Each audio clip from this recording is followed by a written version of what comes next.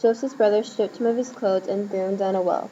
When his brothers considered that Joseph was their own flesh and blood, they decided not to kill him, but to sell him to the Ishmaelites, who then brought him to Egypt. Months later, Joseph's brothers saw him in Egypt again, and forgave his brothers of what he had done to him all those years ago.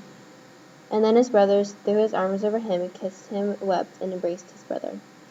The story of Joseph relates to our salvation because sometimes we have hard times and lose our way, or something troubles us, but God has a plan for us like he had a plan for Joseph.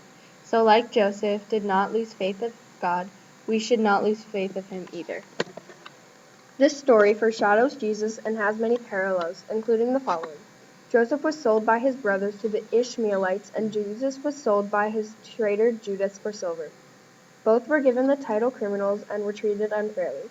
Both were put into power by God, and both ended up forgiving those who persecuted them. Joseph forgives his brothers for the torture, cruelty, and humility they put him through. Though he could have treated the situation negatively and full of hatred, he never lost sight of God's light.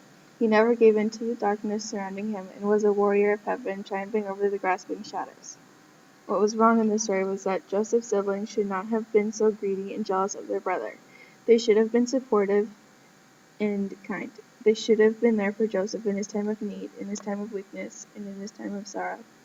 Instead, they were unforgiving and didn't understand where he was coming from. They treated him like dirt by stripping him, throwing him in the pit, and selling him away. This story shows us how to be strong and to be firm in what you believe, say, and do when it seems like the rest of the world is against you. Even though Joseph was of high rank in Egypt, he never let it get to his head. When his brothers came back and saw their brother, they begged for forgiveness. When Joseph was humble about it, he earned the reward of eternal life. Joseph sets an example for us.